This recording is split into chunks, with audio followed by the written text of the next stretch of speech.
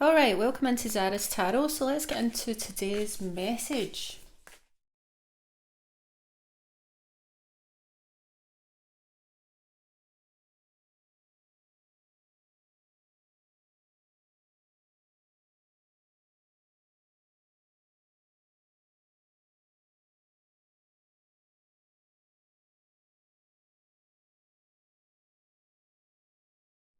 So I feel here you're breaking like the chains from some sort of toxic relationship here. Some of you have been in a very codependent dynamic here with someone, but you're now escaping that. So there's someone here as well who's really seeking your approval, right? They really want acceptance and validation from you. And it's as if your authentic self just has this powerful and inspiring energy that influences those around you, including this one person. And they really admire your authenticity and appreciate that you're not pretentious or materialistic or fake in any sort of way. So this is something that this person struggles with themselves, okay? You're dealing with someone here who comes across possibly quite emotionally manipulative and fake. They're wearing a mask, but it's also like they're approaching you in this sort of people-pleasing energy. So people-pleasing is emotional manipulation in itself, because the person is ultimately just trying to, get you to like them by telling you what you want to hear. Some of you are dealing with a third party situation here as well. And we have Aquarius, Taurus here. Also, guys, I'm building a really healing community over on Facebook where we come together and chat about everything from relationships to different healing approaches and the power of manifestation in this process. If you would like to be a part of this group, please check out the description box below where you can find the name of the group there. Just because this is a new channel, it doesn't let me put links in yet. So I'll put the name of the group in the description box below.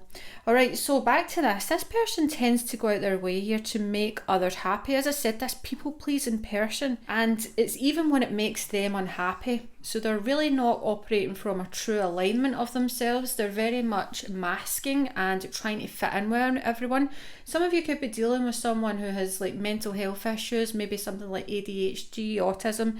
And for some of these people, this could be undiagnosed. So if that resonates, that could be something that is underlying there. Now, disclaimer, I ain't no doctor, but that's what I'm picking up here, right? With this Knight of Swords, Page of Swords, Three of Cups, there's a lot going on here. And this person is in like some self-sabotaging energies here. As you can see this, they always feel really burnt out, stressed out at the end of the day. So we also have like, we've got two pages here and a knight. It's a very young energy. So for instance, if you're dealing with a grown adult, they could be quite immature, emotionally immature as well, So they're engaging in this people-pleasing behaviour without even realising it, possibly due to this disconnection from their true selves, and this leads them to do things they don't necessarily want to do, but they're really always like, overextending their energy and leading to this burnout. And guys, this could be you as well, and there's no judgment here.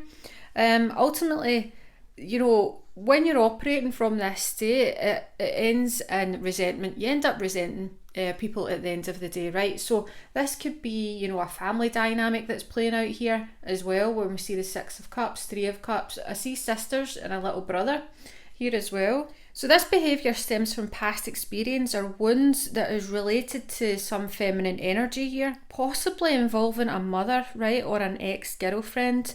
But you, on the other hand, you don't engage in this sort of people-pleasing and you maintain your genuine authenticity. So you really stand up for yourself, and you know how to say no. You don't overextend your energy. You care for others, but in a way where it's like you're not people-pleasing and trying to fit in. And that's just your natural essence. You really add a lot of value to people's lives and maintain your boundaries. You really avoid, any toxic relationships. This could be someone here that's around you, possibly even someone coming in quite romantic, but you can really spot those red flags. But I really see others, looking up to you here is you're someone who really knows how to set healthy boundaries and you stay true to yourself. And this person really draws a lot of inspiration from you and they're genuinely impressed. And it's like you hold a special place in their eyes and they admire you. They perceive you as very nurturing and very accepting. You're just easy to be around. You're very loving and you care for people. just genuinely, you know, you have a genuine good heart. But today I sense a bit of a situation here where possibly, right, if you've been dealing with this person, you might have not have heard from them. They might have went off the grid in some sort of way. So perhaps the messages haven't been delivered, they're been offline, they're not showing up. You know, you kind of know this person's patterns even, or perhaps it's like a family member, and like the family member is saying to you, and this person's just went MIA, you know, they're just off the grid, we don't know where they are, and they could be, you know, indulging in some partying here and maybe some excessive and overindulgent behaviours, maybe drinking too much or whatever. And it's really coming across that this person is seeking validation, alright, and they value your opinion greatly. They're putting a lot of pressure on this here, right? And it's as if they don't get their own way and they throw the tantrum. They're just done. For some of you, this person could have cut contact or blocked someone. They're just acting really, really kind of immature, but it's because they really get attached to people. You know, they really have that anxious attachment style where it's like, you know, you could just be friendly with this someone, but they really see it as a lot more. You know, they really see it as a perhaps a possible romantic relationship. So just to be clear here as well, you don't owe this person anything. I don't think you do. You know, you've not committed to them in any sort of way, shape or form, but they're really treating it as if like their feelings are hurt. And you know, this is coming across as, you know, we'll hear the stories like you date someone and after a week they're telling you that they love you and they want to, you know, everything's happening so fast. It's because of that anxious attachment style, right? And this scares people. This really does scare people, but it scares them in two ways. So when it scares someone, you could either just, you know, cut it off altogether, or you start to try and let them down gently, but it ends up, you know, snowballing into something even more intense, because when you have someone like this, you need to be straight, honest and clear about your boundaries.